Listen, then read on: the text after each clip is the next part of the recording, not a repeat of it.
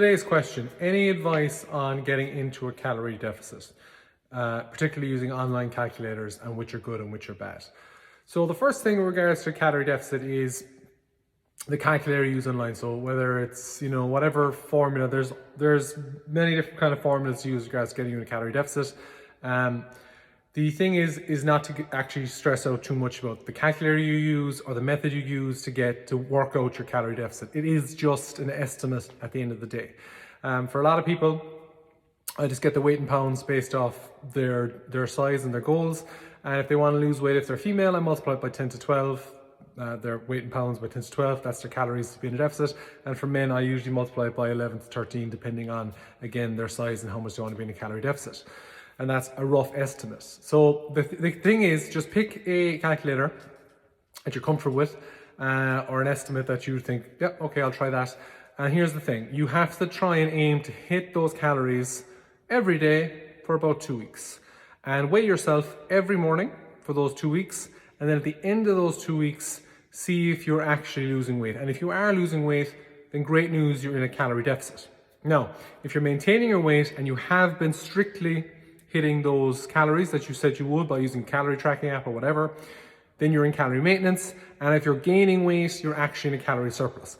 Nothing to get overexcited about or panicked about if you're in a calorie surplus or if you're in maintenance, nothing at all. The goal of this, of calculating your calories, is to see where you are. And some people are, it's just an estimate at the end of the day, because it doesn't, it's just a crude way of finding out your calories based off, external factors and kind of getting a lot of, averages off people of what works out, and just that's basically what it is. So let's say hypothetically you're in a maintenance. So you went online, you picked a calculator, you entered your details, it told you eat 1800 calories a day. You did this for 2 weeks and you haven't dropped a single pound of weight, all things considered. So you looked at your daily average and it was just pretty much up and down a little bit, but overall your day 1, day 14, exactly the same weight. All right, so you're at maintenance. No panic. All you do is drop that maybe by 5%, 10%. So you're going from 1800 calories. If you go from 5%, you're going for 90 calories, and then, or if you're going for 10%, you're dropping 180 calories, and do that for 2 weeks. And then again, weigh yourself every day. Don't get hung up on the number. Look at the average at the end of the 2 weeks, and is your weight decreased? If it has decreased, great news, you're in a calorie deficit.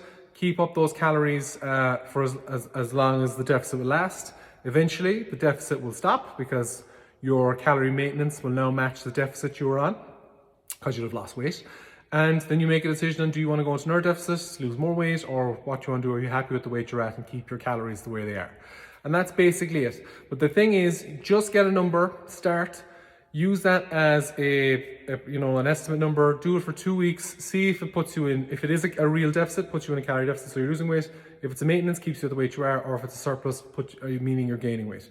And then adjust the calories down from there, if it's not a deficit. All right, it's really simple, guys. All these things are just estimates to give you a guide to put you on the right road, and there's no panic over 2 weeks you not losing weight. It's a long-term thing, so don't get too hung up. You gotta start somewhere, and so just start at the number. Don't be too aggressive either. That'll be another point. Just be nice and slow. You want to eat as much as possible to lose as much weight as possible. You don't want to be the other way, where you literally eat barely anything to lose a lot of weight, because eventually there's nowhere to go with that and you're just starving and miserable. So just be mindful of that as well. All right, guys, I hope that helps. If you have any questions, you can ask in the comments below. And as always, hope you have a good day, and we'll talk to you later. Cheers.